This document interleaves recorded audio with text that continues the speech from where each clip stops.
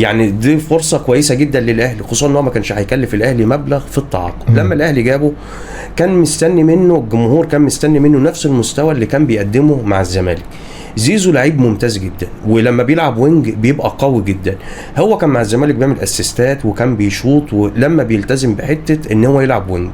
لكن انا شايف الصراحه ان في ظلم اتعمل ضده من ساعه ما جه الاهلي، مش حته حد ظلمه، حته ان كان في مدرب ريبيرو لعبه في دور مش مركزه خالص. في لعيب بيقدر يتطوع يلعب في اكتر من مركز زي امام عاشور، لكن زيزو ما يعرفش يلعب غير وينج يمين، وهو عدلة رجله كده، هو نظامه كده من ساعه ما بدا يلعب كوره.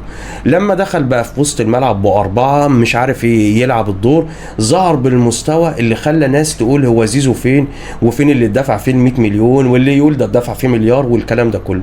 انا شايف ان زيزو لحد دلوقتي النسخه بتاعته هيبقى فيه احسن من كده لو المدرب اللي هو موجود دلوقتي طور من ادائه وخلاه يلعب بس في مركزه. نتمنى ان ده يحصل في الفتره الجايه. بالنسبه لصفقه زيزو انا مش مقيمها فني، لعيب زي ده انا مقيمه من حاجات تانية، ان هو بقى مثلا صفقه تساوي في الفرقعه الاعلاميه واللي عمله على السوشيال ميديا، حاجه قريبه كده من انتقال رضا عبد العال من الزمالك للاهلي.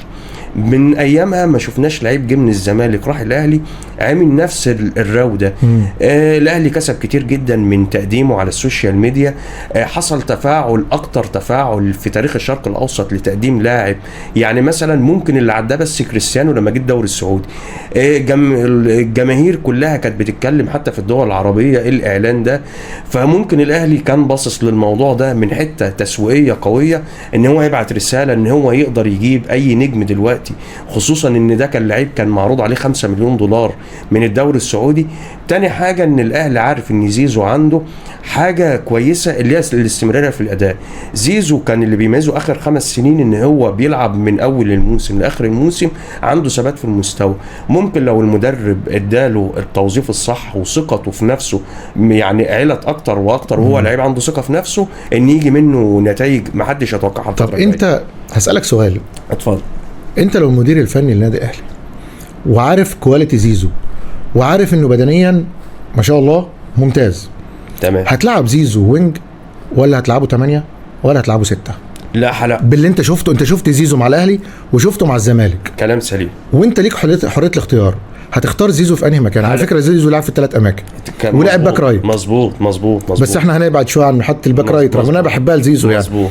لكن انت في المكان ده هتختار فين؟ هتحط زيزو ازاي؟ هلعبه وينج يمين، مش هخليه يلعب في مكان تاني في الملعب غير الوينج يمين، لان هو قوي جدا فيها. في كذا نوع للاعبي الوينج. في وينج بيبقى مثلا زي ميسي بس ده قليل يجي في التاريخ، وفي وينج بيبقى ملتزم على الخط وبيعمل اسيستات للمهاجم، رفعات او يديله ثرو او ساعات هو يشوط. زيزو من النوعيه دي، النوعيه دي مطلوبه، والاهلي طول عمره لعبه مباشر وسريع. هو لعيب لايق جدا على الاهلي. مشكلته ان هو جه الاهلي في اوضاع غير طبيعيه شويه. ولسه قايل لك ان احنا عندنا الوينجات ما اكثرهم، يعني ما أكثرهم. وينجات كتير جدا ودي مشكله. كلام سليم. في ماتشات هتبقى محتاج زيزو، وفي ماتشات تانية هتبقى محتاج لاعب زي حسين الشحات.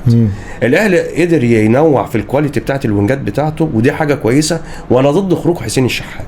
حسين صحيح. الشحات وزيزو هما الاثنين وجودهم هيفيد الاهلي جدا في الفتره الجايه ان شاء الله. انا بس عندي طلب من اداره الاهلي، لو يسمعونا، يعني الوينجات اللي عندنا ما نقدرش نتكلم عنها، ما عنديش خلاف غير على بعض الاسماء، لكن انا كنت اتمنى زي اي فريق كبير لازم يبقى عنده جناح يمين اشول، عشان هي ديت اللي بيسموه الانسايد وينجر. انا عايز اقطم لجوه على عدله رجلي زي ما روبن كان بيلعب، بس روبن وصلاح وغيره ولامين يامال، كل نفس القصه. الانسايد وينجر دي مهمه.